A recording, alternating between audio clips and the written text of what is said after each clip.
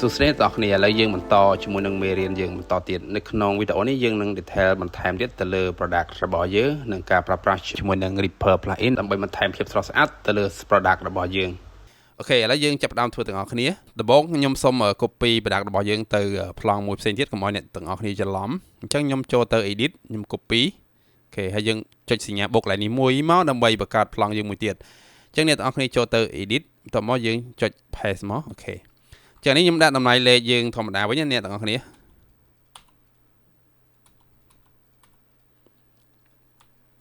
អូខេអញ្ចឹងទី1ខ្ញុំបង្កើតជាមួយនឹង logo ជាមុនសិនចឹងនេះខ្ញុំខិតទៅលើតិចក៏បានដែរខ្ញុំលើកទៅលើសិនអូខេអញ្ចឹងទី1យើងមានបញ្ហាជាមួយនឹង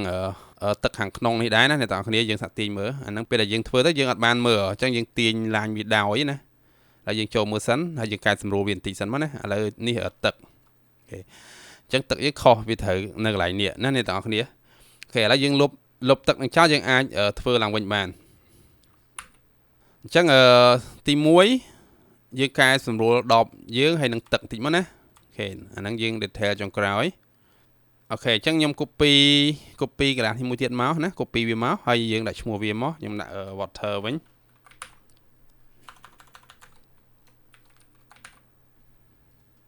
អញ្ចឹងយើងចុច solo មកនេះយើងចុចកន្លែងភ្នែកនេះមកអូខេអញ្ចឹងយើងបិទsubdivision របស់យើងសិនទៅ smooth ហ្នឹងអូខេអ្នកទាំងអស់គ្នាបើក line របស់យើងមកអញ្ចឹងខ្ញុំចុចទៅ polygon tool បន្ទាប់មកទៀតខ្ញុំយក tool selection យើងធម្មតាសិនមកអ្នកទាំងអស់គ្នាចូលទៅselect ហើយយក loop selection មកនេះណាអូខេអញ្ចឹងចុច delete មកឃើញទេអញ្ចឹងយើងទុកអាខាងក្នុងណាអញ្ចឹងនេះយើងដូចគ្នាដែរយើងចុច delete មកនេះអូខេ delete អូខេអញ្ចឹងយើង select វាចេញមកចុច2ដងហ្នឹងមកអូខេ delete អានេះអូខេ delete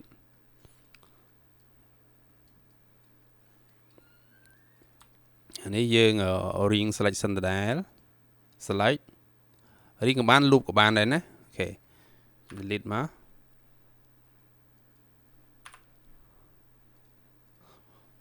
អូខេអញ្ចឹងនេះយើងធ្វើទឹករបស់យើងវិញអញ្ចឹងណាអូខេបន្ទាប់មកយើងទៅ select ទៅលើ edge tool មកអូខេអញ្ចឹងយើងផ្ចិតវាមកណាមកស្ដាំយក close polygon hole ណាអូខេយើងដាក់ grid មកអូខេអញ្ចឹងយើងរួចរាល់ហើយយើងចឹងយើងបានទឹកខាងក្នុងវិញវាត្រូវជាមួយនឹងនេះជាងណាយើងបើកភ្នែកវិញមកអូខេនេះឃើញអត់អញ្ចឹងយើងធ្វើអញ្ចឹងក៏បានដែរណាហើយយើងសាកទីមកយើងទៅធូរយើងធម្មតាវិញនេះឃើញទេទឹកអូខេអូខេអញ្ចឹងពេលដែលយើងរួចរាល់ហើយអ្នកទាំងអស់គ្នាអាចសម្រាប់វាទៅព្រោះយើងអាហ្នឹងយើង save backup ទុកហើយអូខេអញ្ចឹងអានេះwater អូខេដាក់ចូលមកនេះមក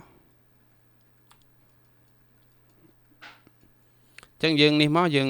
connect object delete មកនេះ connect object delete អានេះ water ណាអ្នកនរគ្នានេះដាក់ឈ្មោះវាសិនមកអញ្ចឹងនេះយើងដាក់ smooth ឲ្យហើយមកអូខេអញ្ចឹងនេះខ្ញុំដាក់3អានេះដូចគ្នាដែរ3ដាក់ឲ្យវា smooth ឲ្យហើយហ្មងទៅអូខេអញ្ចឹងអានេះយើងធ្វើអញ្ចឹងដូចគ្នាមក connect object delete អានេះconnect object delete ដែរ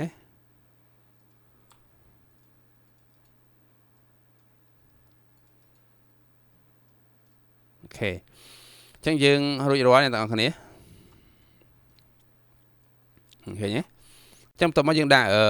logo មកអូខេអញ្ចឹងខ្ញុំទៅ front view វិញអញ្ចឹងខ្ញុំដាក់ text យើងនេះអូខេអានេះខ្ញុំដាក់ឈ្មោះវាមក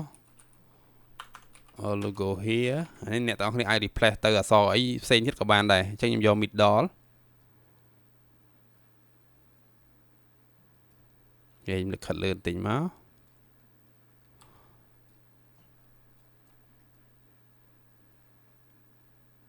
អញ្ចឹងអានេះកម្រាស់ខ្ញុំយកស្រាលទេអ្នកទាំងអស់គ្នាឥឡូវខ្ញុំដាក់2សិន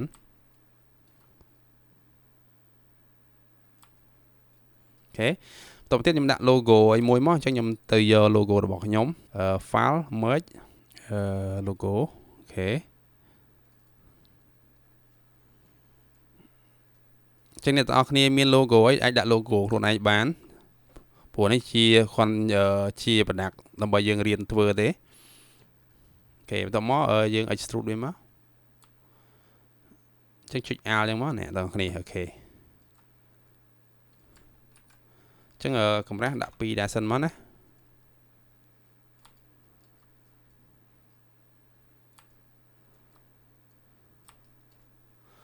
ចឹងតូចធំចាំអ្នកទាំងអស់គ្នាសេរីខ្លួនឯងស្រឡាញ់ប៉ុណ្ណាដាក់ប៉ុណ្ណឹងមកឥឡូវខ្ញុំដាក់ប៉ុណ្នេះសិន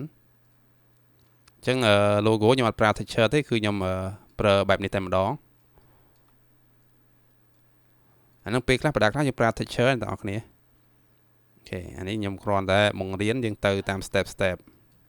អូខេចឹងlogo នេះធំពេកយើងបន្ថយតិចទៀតមកបន្ថយតម្លៃលេខតិចមកចឹងខ្ញុំដាក់វា20គត់អូខេដាក់22សិនមកណាអានេះដាក់ logo មកArchie logo ចឹងខ្ញុំដាក់ចូលមកក្នុងfolder របស់យើងអូខេបន្ទាប់មកចុច copy មក edit copy អូខេបន្ទាប់មកអ្នកទាំងអស់គ្នាចូលឡើងពាក្យថា edit បន្ទាប់មកយើង paste វាមកចឹងអានេះយើងកុំឲ្យខុសទីតាំងអ្នកទាំងអស់គ្នាទាញចូលមកក្នុងចាស់យើងមកហើយយើងវាយតម្លៃលេខវា00មកឃើញទេចឹងវាធ្វើឲ្យគាត់អ្នកទាំងអស់គ្នារៀង scale តិចតួចមកនេះអូខេចឹងយើងទាញទៅចេញទៅវិញមកហើយយើង delete អាចាស់ចោលមកចឹងអានេះ replace ដោយមាន logo អ្នកទាំងអស់គ្នាអូខេចឹងយើងដាក់ឈ្មោះវាត្រឹមត្រូវដដែលហើយអ្នកទាំងអស់គ្នាអាចដាក់ folder វាបានស្អាតមក select ទាំងអស់មកចូលកន្លែង basic បន្តមកកន្លែង icon នេះ load preset គេយើងរើស folder ណាមួយដែលយើងស្រឡាញ់ចឹងប្រដាប់នេះខ្ញុំដូរពណ៌វាទៅក្រហមអូខេហើយជាគៀងនេះពណ៌ទៅក្រូចអីចឹងទៅអូខេគេទាញរៀបចំអញ្ចឹងណាអ្នកទាំងគ្នាអូខេបន្តទៀតអ្នកទាំងអស់គ្នាថែមជាមួយនឹងរូបដើម្បីពណ៌ទៅលើប្រដាប់របស់យើងអូខេអញ្ចឹងយើង detail ឲ្យមកចាំយើង set lighting ជាងបង្កើត spline មួយសិនមកអញ្ចឹង spline ខ្ញុំទាញកាត់ចេញពីនេះមកនេះត្រឹមនេះមកអញ្ចឹងខ្ញុំពណ៌ឡើងនេះពណ៌ឡើងនេះពណ៌ឡើងនេះពណ៌ឡើងនេះមកអូខេហើយកាត់ចេញមកនេះណាអូខេអញ្ចឹងអ្នកទាំងអស់គ្នាមើលកន្លែង perspective view វិញអូខេហើយនេះ front view អញ្ចឹងយើងលើកមកយើងលើកវាមកវិញមក select ទាំងអស់ចេញមកយើង move វាខាត់លើអូខេអញ្ចឹងទី1នេះខ្ញុំទាញមកបញ្ឆិតតិចមកអូខេអានេះខ្ញុំទាញវាបញ្ឆិតដែរមក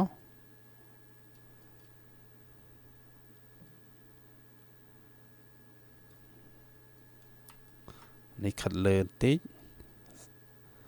អូខេយើងខាត់លើអញ្ចឹងមកណាអូខេចានេះខ្ញុំខាត់ក្រោម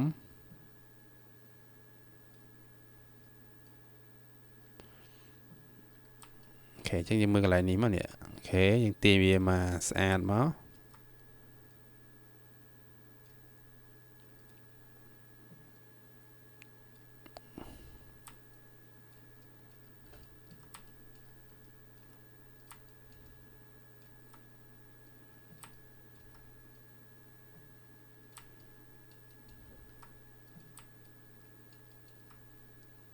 ចឹងយើងដាក់គៀកដបរបស់យើង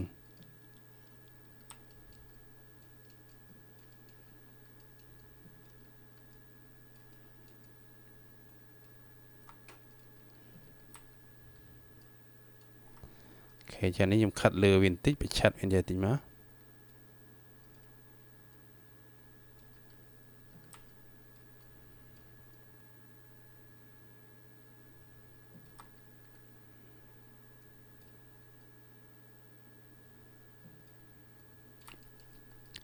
ចឹងអ្នកទាំងគ្នា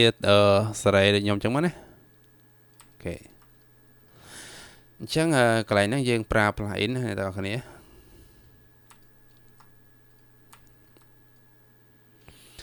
អូខេអញ្ចឹងឥឡូវយើងចូលទៅ download plugin មក plugin ដូចជា free អូខេអញ្ចឹងខ្ញុំចូលទៅ browser ណាមួយអញ្ចឹងខ្ញុំវាយវាReaper Cinema 4D Reaper Cinema 4D នេះឃើញទេអ្នកនរគ្នាគេចុចចឹងមកនេះកន្លែងនេះឃើញទេចុចចឹងមកអូខេអញ្ចឹងយើង download last version ចុងក្រោយ 3.2 នេះ 3.2 អូខេអញ្ចឹងយើងចុចកន្លែងនេះមកនេះដាក់ free ណាអូខេយើងចុច download មកអូខេបន្ទាប់មកអ្នកទាំងអស់គ្នាពលាវាមក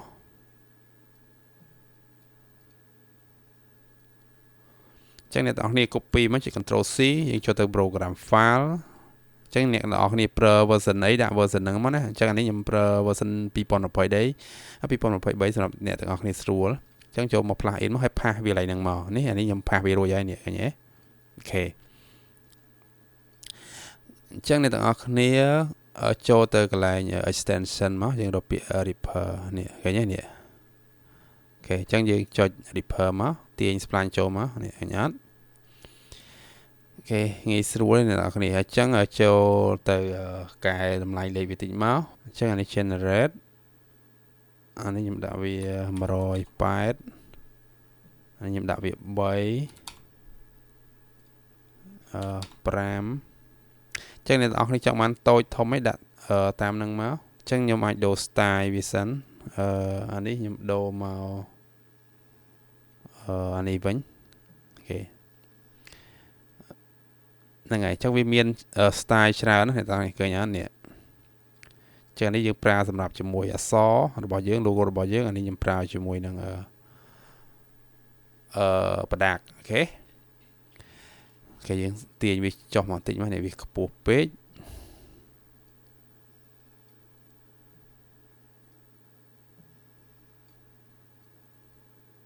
ចឹងយើងបើក line របស់យើងវិញអូខេនេះអូខេអ្នកទាំងអស់គ្នាចុច save មួយផងចឹងអានេះយើងដាក់ save ចុច A ទៅយើងដាក់ final project អូខេ product final អូខេនេះដាក់ទៅ final ចឹងមកអូខេនេះជាលទ្ធផលយើងសម្រួលចុងក្រោយចឹងនេះជាមួយខ្ញុំសម្រួលបន្តិចមើលគីឡូវាមានកន្លែងសេរីទៀត